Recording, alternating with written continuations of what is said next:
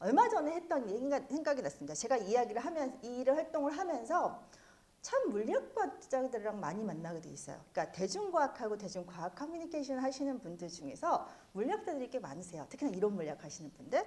그 물리학자 분들이랑 얘기를 하면서 한 물리학자 분이 뭐라고 얘기하셨냐면, 물론 이 사진은 미드저니로 그린 거기 때문에 실물은 아닙니다. 그러니까 누군지 생각하지 마시고요. 저한테 그런 얘기를 하시는 거예요. 물리학이 너무 좋대요. 생물학은 이런 소리를 들었습니다. 생물학자로서 굉장히 그러니까 지금 생물학자는 아니지만 생물학을 전공했던 사람으로서 상당히 이렇게 욱하는 소리였죠. 왜 그러냐고 물어봤어요. 왜 생물학이 지저분하다고 생각하시냐라고 했더니만은 이런 얘기를 해주시는 거예요. 만약에 어떤 물체가 움직이고 에너지가 변환하는 것을 얘기를 할 때 물리학에서는요 단순한 것입니다. mgh는 2분의 1 mv 제곱, 즉 위치 에너지는 운동 에너지로 전환한다. 여기에 질량과 중력과 속도는 어차피 정해져 있는 거니까 속도만 딱 넣으면, 그리고 높이만 넣으면 어디서든 언제든 이 공식 하나로 다 얘기를 할 수 있고 굉장히 깔끔한데, 생물학은 아시죠, 여러분? 생물학이 제가 이제 가장 좋아하는 생물학의 공식 중에 하나인데요. 광합성 공식과 세포 내 호흡 공식, 즉 ATP가 왔다 갔다 하는 이 공식인데, 여기서 보면은 이 포도당이라는 그렇게 분자적으로, 그러니까 물리학자의 눈으로 보기에는요 복잡해 보이지 않는 이 분자 하나 깨는데, 아시죠 여러분? 고등학생들 생물 선택한 학생들이라면 이 크랩스 헤로란드 이런 거 할 때 얼마나 이게 복잡한지, 이걸 외우려고 얼마나 머리가 터지는 경험을 했는지 아실 겁니다. 자, 왜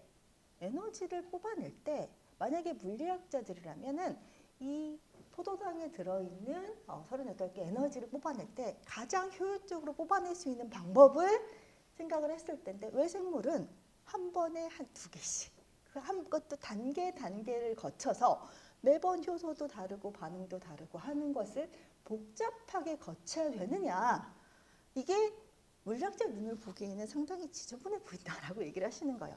그러면서 생물학을 왜 이토록 비효율적일까, 이게 이해가 안 된다라는 관점을 제시를 하시더라고요. 저는 사실 이 관점을 들었을 때 상당히 놀랐습니다. 왜냐하면 저는 이게 당연하다고 배웠기 때문에 그것이 그렇게 그냥 복잡해서 어렵다라는 생각만 했었지, 이게 지저분하다, 그래서 싫다, 왜 이렇게 비효율적인가라는 생각을 해본 적이 없었거든요.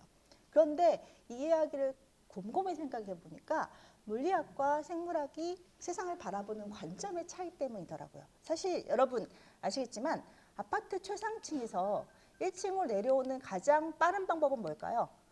뭐죠, 여러분? 네? 뭐예요? 알죠? 그쵸? 뛰어내리는 겁니다. 그쵸? 뛰어내리는 겁니다. 물리학자들은 이런 식으로 접근을 하죠. 그러니까 높이에 따라서, 속도에 따라서 어디에 위치해 있는지가 중요합니다. 높이가 몇 미터일 때 몇 초 후에 어디에 가 있는지, 속도가 얼마일 때 어디쯤에 위치했는지, 이런 것만 중요시합니다. 그런데 생물은 이러면 어떻게 돼요? 죽죠. 그렇죠? 더 이상 시스템을 유지할 수가 없습니다. 그래서 우리는 아파트 최상층에서 1층으로 내려오는 가장 빠른 방법, 가장 효율적인 방법은 뛰어내려서 중력에 몸을 맡기는 것이라는 건 알고 있지만 생물은 이렇게 할 수 없습니다. 그래서 우리는 계단을 타고 내려와야 됩니다. 계단이라는 게 사실은요 굉장히 비효율적일 수 있어요. 왜? 계단을 사용함으로 인해서 거리가 훨씬 늘어납니다. 거리가 훨씬 늘어나고 이 계단을 이용하기 위해서 에너지도 들어야 되거든요. 그럼에도 불구하고 우리는 계단을 사용해야 되는 이유가 뭘까요? 죽지 않고 내려오기 때문이거든요. 죽지 않고 내려오려면 이 방법밖에 없기 때문인 거죠. 여기서 여러분들이 앞으로 생물학을 공부할 때 느껴야 되는 것이 하나 있습니다. 그러니까 관점을 가져야 되는 게 무엇이냐면요. 생명체는 유기적인 시스템이라는 거죠. 생물체는 수없이 많은 시스템들이 모여 만든 복합 시스템입니다. 따라서 시스템은요, 전체가 모여서 유기적으로 구동하는 게 중요합니다. 가장 효율적으로 가면 가장 좋겠지만 효율성을 따지다가 그 시스템의 균형이라든가 이런 것들이 무너져 버리면 문제가 생기거든요. 그러니까 이 시스템 전체를 유지하는 한 그 안에서 그 버퍼링이 가능한 범위 내에서 유연성을 가지고 변화를 일으켜내고, 그리고 그 방법이 어떤 방향이든 다양하게 접근할 수 있는 게 생물학의 특성이고, 저는 그것이 생물학의 매력이라고 생각을 합니다. 제가 생물학을 배우면서 굉장히 재밌었던 게 뭐냐면, 이건 물리학자들이 동의 안 하는 게 이런 것들이에요. 물리학자들은요, 생물학에 너무 예외가 많다고 합니다.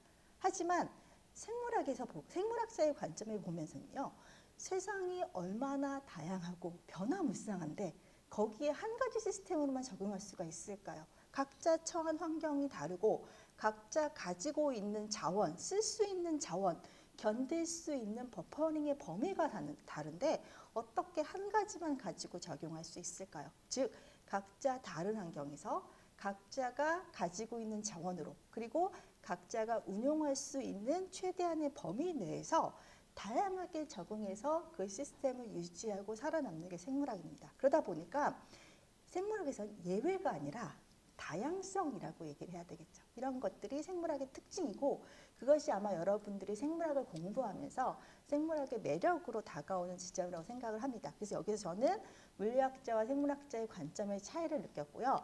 오늘의 이야기들, 계속 오늘 제가 얘기할 것들은 바로 이 보다라는 관점, 보다라는 느낌, 눈을 통한 보다와 관점의 의미입니다. 사실 이것에 대해서 제가 처음 관심을 가지기 시작한 건 아주 우연한 계기였습니다. 신문사에서 저한테 연락이 왔어요. 한 기자님이 눈에 대한 칼럼을 연재해달라고 말씀을 주시더라고요. 그러니까 요즘에 이렇게 눈이 나쁜 학생들 되게 많잖아요. 지금 여기 보니까 이 학생들도 안경 쓴 학생들이 굉장히 많은데, 현대인들은 점점점 시력이 나빠지는 경우가 많거든요. 그러니까 눈 건강에 대해서 관심 있는 분들이 많으니까 눈에 대한 칼럼을 10회 정도 연재해달라고 저한테 연락이 들어왔어요. 그러다 보니까 저도 뭐 공부하면서 하면 재밌겠다 싶어서 칼럼을 연재를 했는데요. 눈을 쓰기 시작을 하면서 이제 결국에는 이제 이걸 모아서 나중에 하리하라의 눈 이야기라는 책으로 발간까지 했는데요. 이 과정에서 제가 깨달은 게 하나 있습니다. 처음에는 저도 눈에 대해서 자료들을 찾아보기 시작했어요. 안과 교과서 찾아보고 논문 찾아보고 눈 해부학에 대한 것들 찾아보면서 눈의 발생에 대한 거, 그러니까 안과 발생학이라든지 안과학이라든지 이런 자료들을 찾으면서 눈에 대한 정보들을 모으기 시작하면서 깨달은 게 있습니다. 뭐냐면요, 우리는 눈으로 세상을 봅니다. 여러분도 지금 저를 눈으로 보고 있잖아요. 그런데 이 눈이 결코 볼 수 없는 것이 단 한 가지 있습니다. 뭘까요? 눈이 볼 수 없는 것, 존재하는데 볼 수 없는 것. 우리가 눈으로 육안으로 충분히 식별할 만큼 큰데 볼 수 없는 것. 눈 자체죠. 그죠? 그 눈 자체. 눈을 본 적이 없는 거예요, 제가. 저도 의사가 아니었기 때문에 저도 이제 동물 실험하면서 동물의 눈은 많이 봐봤습니다. 근데 사람의 눈을 본 적은 없는 거예요. 그리고 그 과정에서 뭘 느꼈냐면 이걸 느꼈습니다. 눈이라는 게 우리에게 얼마나 중요한가. 생물의 진화 과정에서 보면요, 캄브리아계 대폭발이라는 순간이 있습니다. 이건 이제 책에서 보면 자세히 나오겠지만 캄브리아계 시기가 되면서 이전에는 동물문이 단 3개밖에 없었는데 캄브리아계가 지나면서 동물문이 갑자기 38개로 폭증하는 시기가 나타나게 됩니다. 그 전에 캄브리아계는 사실 5억 3천만 년 정도거든요. 그러니까 그 전에 38억 년 전에 생물이 시작이 됐는데 그 30억 년이 넘는 기간 동안 단 3개의 동물문만 추가된 데 반해서 이 캄브리아계 시대에 갑자기 38개의 동물문이 추가가 됩니다. 진화를 연구하시는 분들은 이게 굉장히 궁금했던 거죠. 왜? 그런데 그 단 하나의 이유, 그때 중요한 이유 중에 하나가 뭐냐면 드디어 이 캄브리아계 시기에 빛을 인지하는 시각기관을 가진 생명체가 나타났다는 것입니다. 이게 이제 지질학자는 시간대 감각의 진화 과정을 보시게 되면 청각이나 촉각이나 미각, 후각 같은 그 화학적 물질을 인지하는 감각은 굉장히 그 선형으로 발달해 온 거에 반해서 시각을 인지하는 기관은 이렇게 계단식으로 갑자기 캄브리아계 시기에 이 감각을 가진 개체들이 확 늘어나는 것을 보입니다. 이것을 이제 눈의 탄생이라는 글을 쓴 앤드류 파커라는 분이 어떻게 얘기를 하냐면요. 빛을 감지했다는 건 생물에게 있어서 굉장히 중요한 사건이라고 생각을 합니다. 왜 그러냐면 이 지구상에서 존재하는 감각 중에 빛을 감지하는 능력보다 더 빠른 건 존재할 수 없기 때문이죠.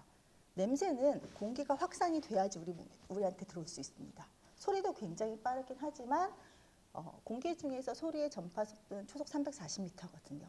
즉 1km 정도 떨어진 곳에서 소리가 들려오려면 3초 정도 걸린다는 거죠. 하지만 빛은 지구상 어디에 있든지 간에 거의 그 생각적으로는 빛의 지연을 느낄 수가 없습니다. 그러니까 먹고 먹히는 생물의 세계에서 빛을 감지한다는 것, 빛을 감지할 수 있는 능력을 가졌다는 건 그만큼 남들보다 훨씬 빠르게 외부를 감지하고 특히나 적의 존재를 빨리 감지하고 그만큼 대응할 수 있는 시간을 버는 거기 때문에 생존에 굉장히 유리했습니다.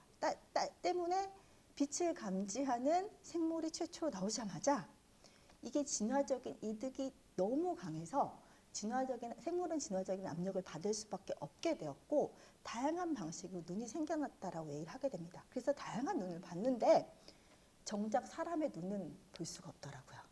그래서 제가 눈을 보러 다녔습니다. 사람의 눈이요. 자, 여러분들 사람의 눈을 합법적으로 볼 수 있는 곳이 어디에 있을까요? 어디에서 가야 사람의 눈을 합법적으로 볼 수 있을 것 같아요? 이게 겉모습 말고 안의 모습을 보고 싶으면 일단은 안과에 가서 다양한 검사들을 해보면서 눈에 대해서 봤는데요. 이건 눈을 봤다라는 직관적인 느낌이 오지 않더라고요. 그래서 직관적으로 눈을 보고 싶었습니다. 어디를 가야 될까요? 자, 대답 좀 해주세요. 어디를 가야 될까요? 네? 안과를 가도 눈을 뽑아서 보여주진 않더라고요. 어디를 가야 될까요? 그쵸? 어딜 가냐면 의과대학의 해부학 실습실에 참관을 갔습니다. 그러니까 교수님한테 부탁을 드려서 의과대학 해부학 실습을 할 때 눈 해부를 할 때 참관할 수 있냐고 했더니 기자 자격으로 취재로 올 수 있다고 하셔서 가서 봤습니다. 그래서 사람의 눈을 꺼내서 봤고요. 보고 난 다음에 충족이 좀 안 되더라고요. 왜냐하면 아시겠지만 의과대학의 해부학 실습용 시신들은 방부 처리가 돼 있어서 생전의 모습하고 많이 다르거든요. 그래서 그 다음에 갔던 곳이 어딜까요? 어딜까요? 퀴즈하면 이따 저랑 같이 얘기할 시간을 드리겠습니다. 어딜까요? 어디 가면 예? 예, 맞습니다. 국가수 갔습니다. 국가수 가서 부검하는 걸 봤습니다. 그래서 이제 제가 사진인데 제가 그때 봤을 때 옆에 계시던 분이 찍어주셨는데 국가수에서 실제 시신을 부검도 하기도 하지만 최근에는 디지털 부검이라고 해서 전신 CT를 찍거나 하는 과정을 통해서 눈을 보여주시더라고요. 그리고 나니까 궁금한 게 있습니다.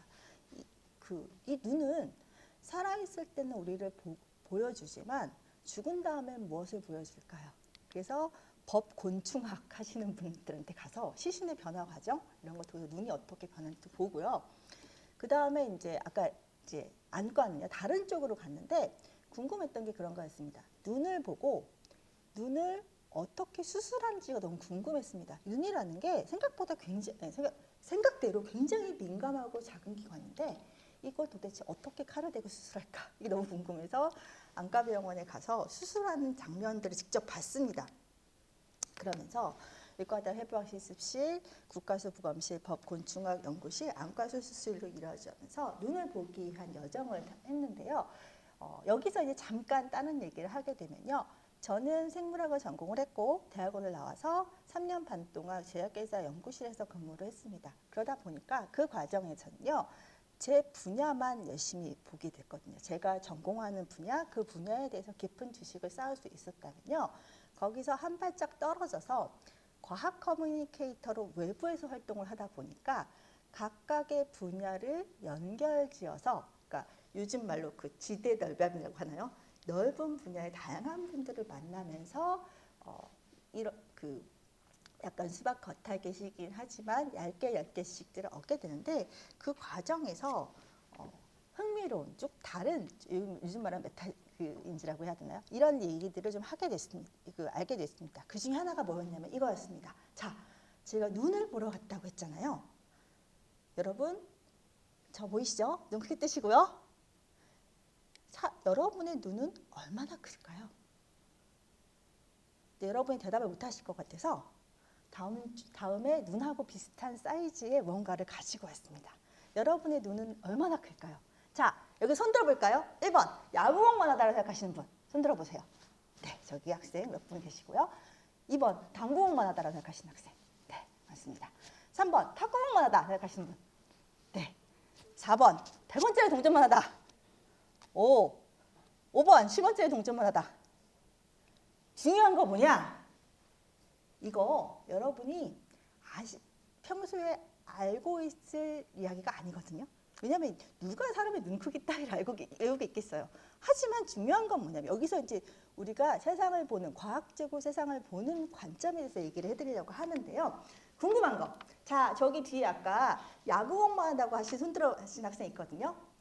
2분 계셨는데 갑자기 여기 그쵸? 네, 왜 그렇게 생각하셨어요? 왜? 이유가 저는 이유가 중요해요. 왜? 모르겠어요? 그냥 찍으셨어요? 자, 그럼 당구공만 하다고 하신 분 굉장히 많으시거든요. 한 분만 얘기해 주세요. 왜 그렇게 생각하셨어요? 또 안 찍으니까 말씀 안 해주시네.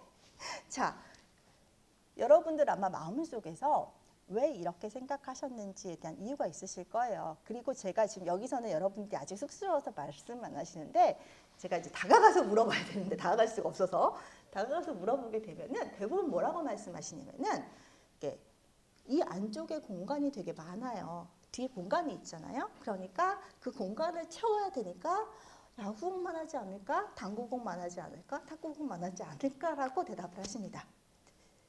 여기서 재밌는 건 뭐냐면 많은 분들이 동일한 이유를 생각하세요. 눈 안쪽에 공간이 있을 거다. 난 동일한 이유. 근데 답이 달라요.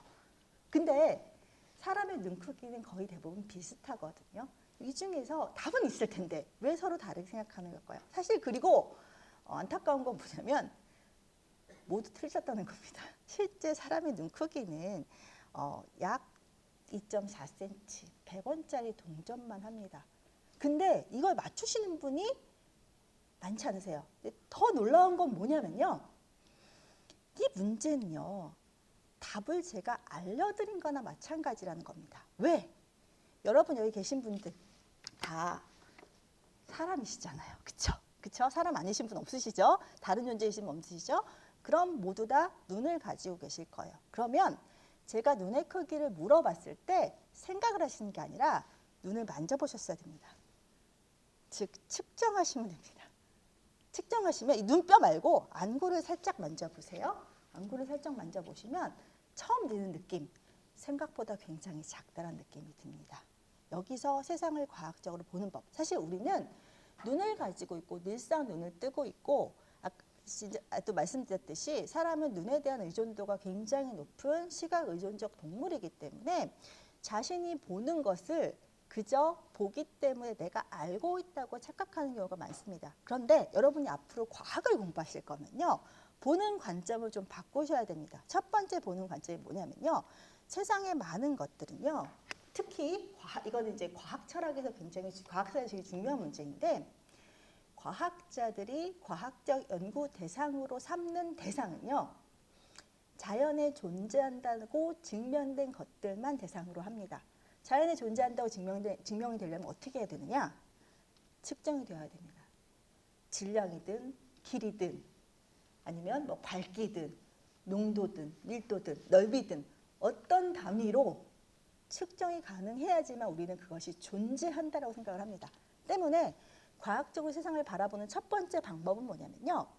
어떤 것에 대해서 잘 모르고 있다. 그것을 알고 싶다고 하면 머릿속으로 직관적으로 생각을 해서 그럴듯하게 예측을 하는 것이 아니고요. 실제 증거를 바탕으로 추론을 하는 것입니다. 그러니까 가장 먼저 해야 될 일이 뭐냐면 내가 알고 싶은 대상을 측정할 수 있는가, 측정할 방법이 있는가, 측정하려면 무엇을 가지고 측정할 수 있는가. 일단 눈크기 같은 것들은 눈만 살짝 만져보면 얼마든지 알 수 있습니다. 아주 간단하게 알 수 있거든요. 하지만 우리는 평소에 이렇게 어떤 대상에 대해서 그것을 바라볼 때 그것의 객관적인 수치라든가 이런 것들을 보는 방식에 대해 익숙하지가 않습니다. 근데 과학자로 여러분이 훈련을 받으시려면 그 분야가 어디든지 간에 일단 측정하고 그다음에 관측해서 객관적인 수치와 단위로 표현하시는 방법, 이런 식으로 바라보는 방법에 대해 더 먼저 익숙하셔야 됩니다. 그래서 첫 번째 보는 방법, 즉 측정과 관측을 통해서 객관적인 수치를 보는 방법이 여러분이 익혀야 될 첫 번째 과학 세상을 보는 방법이고요. 두 번째 세상을 보는 방법은 이겁니다. 자, 아까 제가 캄브리아기 얘기를 하면서 최초로 눈을 가진 동물이 이때 나왔다고 얘기를 했죠.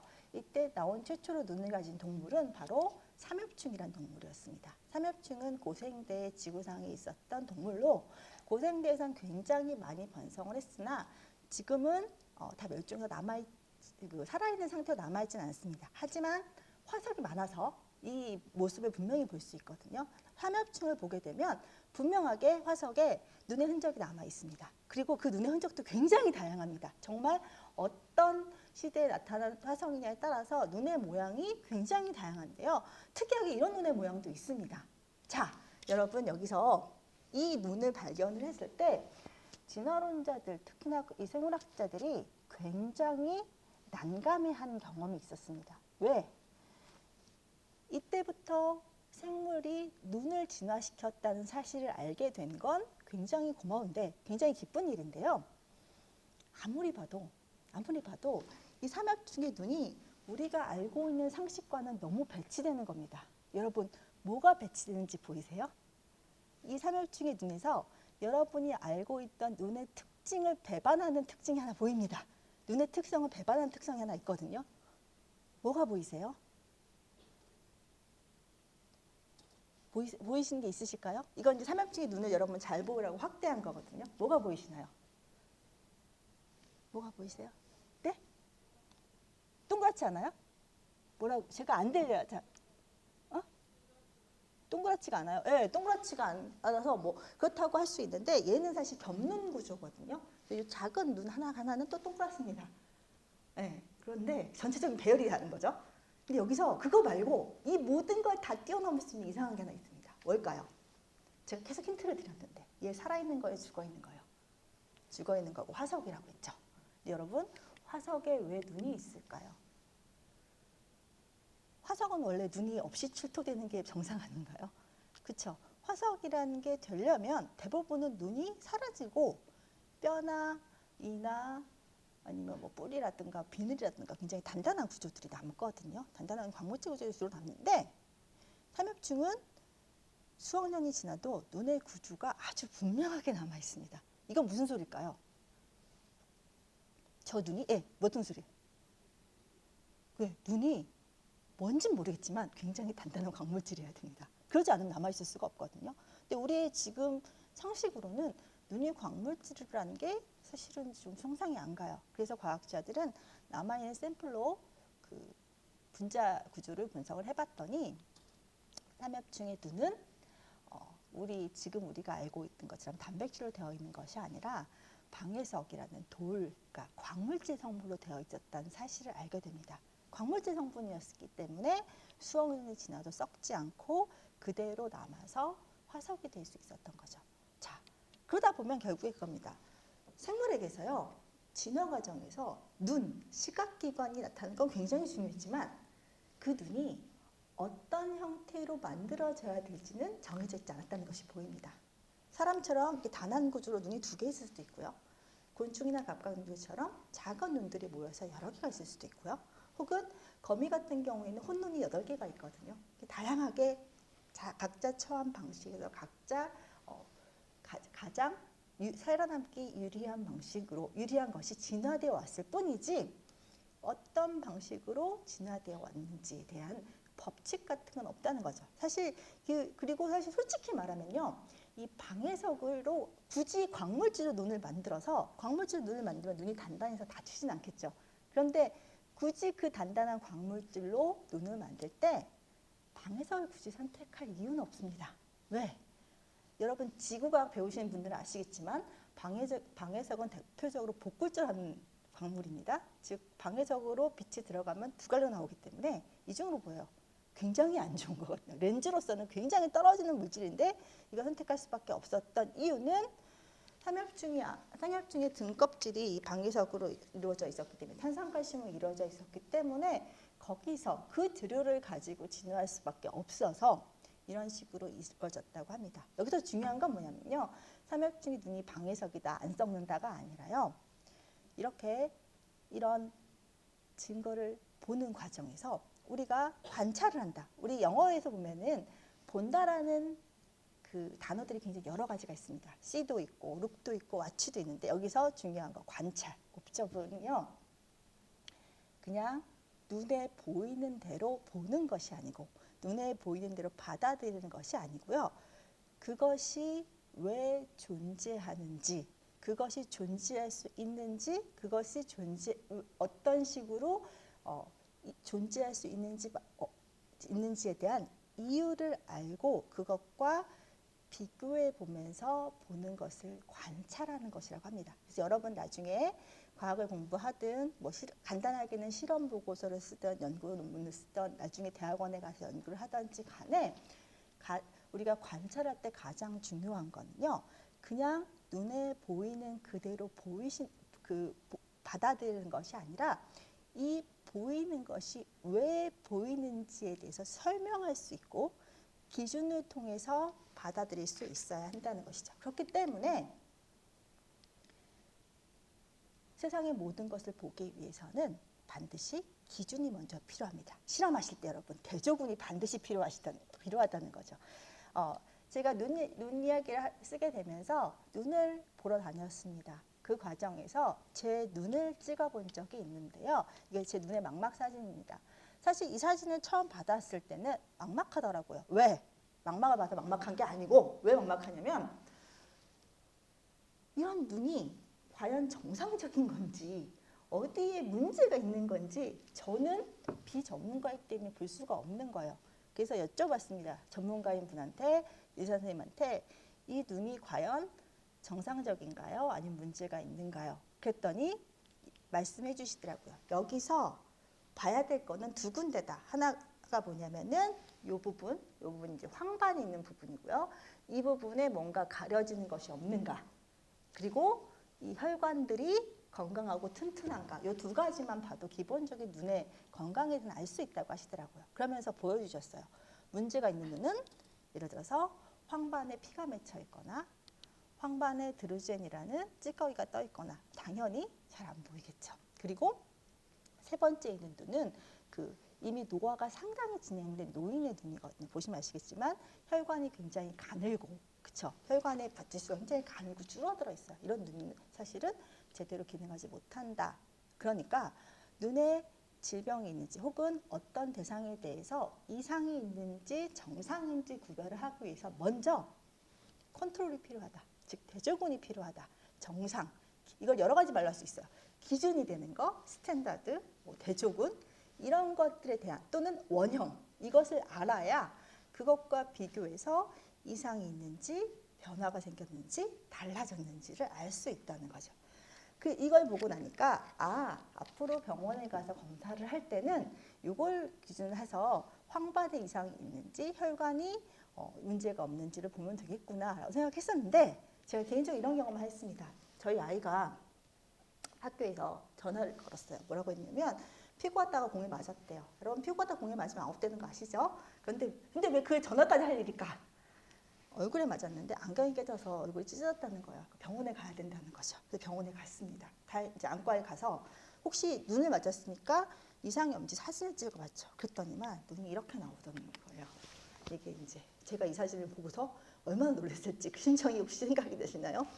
이 부분이 분명히 여기가 황반이라서 저 부분에 가리는 게 아무것도 없어야 된다고 하는데 황반이 시커매 보이는 거예요.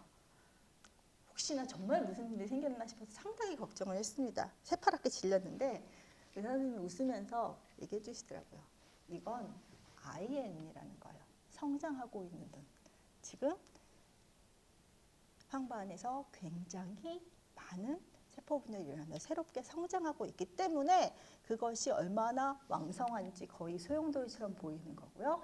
그다음에 혈관 좀 보세요. 거의 혈관이 와글와글 시끄러울 정도로 발달하고 있는 눈이라고 합니다. 이건 성장기에 있는 사람의 눈이기 때문에 이때의 눈은 기준이, 그러니까 이쪽에 있는 이 눈은 성인의 눈이었던 거죠. 이미 성장이 다 끝난 성인의 눈이었던 거고, 이건 성장기의 눈이었던 거고. 즉 상황이 달라지면 기준이 달라질 수 있다라고 제시를 하시더라고요. 자, 과학으로 보는 방법도 한 가지가 뭐냐면요. 관찰은 그냥 보는 것이 아니라 기준과 혹은 원형과 스탠다드, 대조군, 흔히 말하는 어떠한 기본이 되는 무언가와 비교하면서 보는 것입니다. 그래서 이걸 알아야, 기본을 알아야 더 많은 것이 보입니다. 다양한 것을 본다고 하더라도 아무리 많이 봐도 내가 그 본 것을 구분할 수 없다면 그것은 의미가 없을 수 있습니다. 그렇지만 원형을 알고 기준과 비교해서 본다면 그것의 의미를 파악할 수 있고 그걸 바탕으로 더 많은 것을 볼 수 있습니다. 이것은 이제 관찰의 지식 적재성, 즉 지식이 쌓이면 쌓일수록 관찰도 더 많이 할 수 있고 더 잘 될 수 있다는 거고요. 이걸 우리가 흔히 아는 속담으로 바꾸면 아는 만큼 본다라고 할 수가 있겠고요. 나에게 보이지 않는다고 존재하지 않는 것이 아니라 내가 모르기 때문에 안 보일 수도 있습니다. 기준이 없으면 새로운 것을 보기가 굉장히 어렵습니다. 그래서 그런 것, 과학적으로 보는 방식 중에 하나가 이런 식으로 기준을 통해서 관찰하는 것이고요. 자, 그러다 보니까 이 본다라는 관점이 저를 많이 달라지게 했습니다. 처음에는 그저 단순히 눈을 보기 위해서 눈에 궁금해서 의과대학 해부학 실습실이라든가 국가수라든가 만과 병원이라든가 이거 쫓아다녔지만 그 과정에서 눈에 대한 다양한 눈들을 보고 눈에 대한 것들을 알아가면서 저는 변했습니다. 눈에 대한 관점도 변했고 세상을 바라보는 관점도 변했고 제가 세상을 바라보는 관점이 어디서부터 시작됐는지도 알게 됐습니다. 그러면서 깨달은 게 하나 있죠. 여러분들이 앞으로 무엇을 보느냐에 따라서 여러분의 인생이나 삶은 많이 달라질 겁니다. 보면 달라집니다. 혹시 이분이 누군지 아시는 분 계실까요? 안톤 판 레이우엔 훅이라고 해서 현미경의 개발자죠. 레이우엔 훅은 현미경을 개발을 해서 단한 현미경이었는데요. 여기 이제 렌즈가 그 끝에다가 시료를 붙여서 보는데 구조는 단순해 보여도 이런 식으로 보게 되면 세상에 많은 미생물들을 볼 수 있게 되었습니다. 이 작은 그 현미경이 보기에는 장난감처럼 보여도 잘만 만들게 되면 거의 300배 이상의 배율이 나온다고 하니까 웬만한 미생물들은 다 볼 수 있게 되죠. 그래서 안톤 판 레이우엔도 굉장히 꼼꼼한 성격이어서 자신이 본 것들을 이렇게 기록으로 남겨서 왕립협회에 수없이 많은 편지를 썼다고 합니다. 이 과정에서 레이우엔은 단지 이게 신기해서 이분의 생각의 발상은 이거였습니다. 돋보기는 배율이 10배 정도 되는데요. 당시 존재하는 건 돋보기밖에 없었습니다. 돋보기로 세상을 보게 되면, 물체를 보게 되면 맨눈으로 볼 때랑 다른 결이라든가 좀 더 다른 모습이 보입니다. 그걸 크게 확대해서 배율을 더 높이면 무엇이 보일까 싶어서 시도했던 것이었는데 300배 뜬 배율이 올라가게 되니까 전혀 생각지도 못했던 것들이 보이기 시작합니다. 우리 몸의 피는 액체인 줄 알았더니 사실 그 안에 적혈구들이 우글우글 들어가 있었고 물은 그냥 맑고 투명한 물일 줄 알았더니 그거 한 방울 떠서 보니까 이분의 표현대로는 그 한 방울 안에 우리 도시의 전체 인구보다 많은 작은 생물들이 들어있더라 라는 것을 얘기를 하게 됩니다. 여기 이 과정이 세 사람들을 굉장히 다르게 만듭니다. 즉 이전까지 사람들은요 눈에 보이지 않는 것들이 존재할 수 있다는 사실을 사실 굉장히 피상적으로 느꼈습니다. 눈에 보이지 않지만 존재할 수 있다는 사실 자체는 인정을 했습니다. 뭐 예를 들어서 바람이라든가 아니면 뭐 뭔가 초자연적인 무언가 그렇지만 눈에 보이지 않기 때문에 그것이 실체를 가지고 있다고 생각하지 못했습니다. 눈에 안 보이니까 실체 없는 존재가 실체 없이 존재하고 있다고 생각이 들었던 거죠. 하지만 현미경을 통해서 세상을 바라보게 되면서 세상에 대한 관점이 바뀝니다. 즉 세상에는 분명히 실체를 가지고 있습니다. 분명히 몸을 가지고 있고 분명히 존재하는 실체를 가지고 있는데 단지 너무 작아서 안 보이는 애들이 존재한다는 것이 알려지게 되고요. 그리고 이들의 존재를 인정함으로써 우리가 그동안 수없이 많이 생각했던 그 악령이나 정령이나 유정이나 혹은 어떤 초자연적인 존재가 일으킨다고 하는 것들이 상당히 대부분은 이런 작은 미생물들이 일으키는 일이라는 사실들을 알게 됩니다. 다시 말해서 포도를 놓아두게 되면요. 어떤 포도는 썩고요. 어떤 포도는 와인이 됩니다. 왜 똑같은 포도가 어떨 때는 썩고 어떨 때는 와인이 될까? 사람들은 와인을 좋아하기 때문에 여기에 다양한 초자연적인 존재에 대한 존재를 갖다 붙입니다. 뭐 그리스 신화에 나오는 디오니소스 같은 술의 신이 제일 가장 많고요. 동양권에서도 술을 빚을 때는 뭐 동티가 나지 않거나 손 타지 않기 위해서 금줄을 친다거나 흉한 것들이 들어오지 못하게 하는 것들이 꽤 많이 있었거든요. 즉 초자연적인 존재가 있어서 이런 물질들을 술로 변하게 하거나 혹은 썩게 만들거나 한다고 생각했습니다. 하지만 과학자들이 현미경을 들여다보는 순간 달라지게 되는 거죠. 즉 똑같은 포도즙 안에 효모균이 들어있으면 와인이 되고 초산균이 들어있으면 식초가 된다는 사실을 알게 되면서 우리가 지금까지 생각했던 굉장히 초자연적인 현상들이 대부분 미생물의 변화, 많은 정도가 미생물이 일으키는 변화라는 게 알게 된 거죠. 즉 질병이 걸리는 것도 저주라든가 혹은 몸을 잘못 써서가 아니고 특히 감염병 같은 경우에는 수없이 많은 감염성 미생물들이 몸 안에 들어와서 생기는 현상이다라는 걸 알게 됐고, 음식이 썩거나 발효하거나 변질되는 것도 이런 종류의 균들이 들어가 생기는 거고, 그리고 여러분 잘 알겠지만 그 파스텔의 백주먹 플라스틱처럼 들어가지 못하게 한다면 변질되지 않는다라는 사실을 알게 된 거죠. 즉 이 현미경이 보여준 광경, 단지 우리는 현미경을 통해 세상을 보았을 뿐인데, 우리가 이전에 겪어보지 못했던 세상을 보았을 뿐인데도 그 보았다는 경험이 세상을 바라보는 관점을 완전히 다르게 만듭니다. 초자연적인 존재가 아니라 실질적인 생물학적 존재가 존재를 하고, 그리고 그것이 우리를 그것이 원인이 되어 세상이 변하는 것이고, 그렇다면 이들을 통제할 수 있다면, 이런 미생물을 통제할 수 있다면 우리가 원하는 결과를 바꿀 수 있지 않을까 생각까지 가게 됩니다. 이것이 세상을 기계적으로 바라보게 되고 환원적으로 바라보게 되는, 또는 인과적으로 바라보게 되는 굉장히 큰 인식의 변화를 가져오게 됩니다. 애초에 이제 마지막 페이지인데요. 과학이라는 것이 그런 겁니다. 여러분, 과학이란 말, 사이언스란 말은 라틴어의 알다란 말에서 유래가 됐습니다.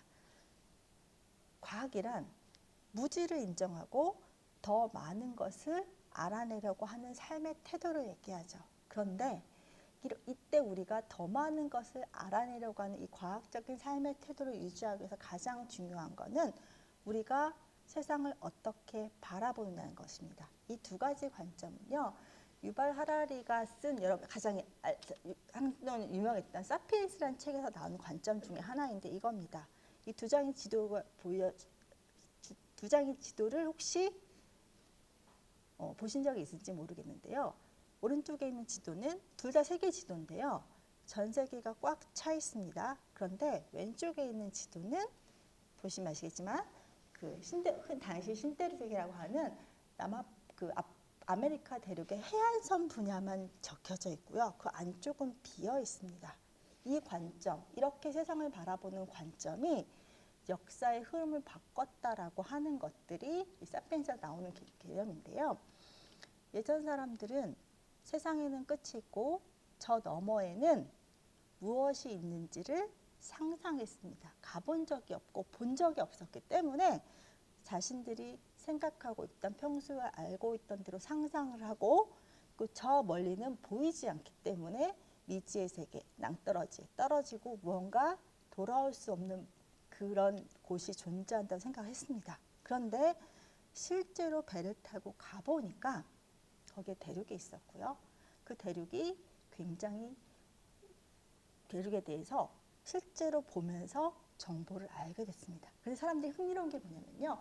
실제로 가서 정보를 알게 되니까 오히려 지도를 비워놓게 됩니다. 내가 본 것과 안 본 것이 구별이 되죠. 그러니까 이제는 더 이상 안 본 것이 저 너머에 무엇이 존재한다고 있다고 상상하고 그 상상을 통해서 내가 알고 있다고 믿는 것이 아니고요.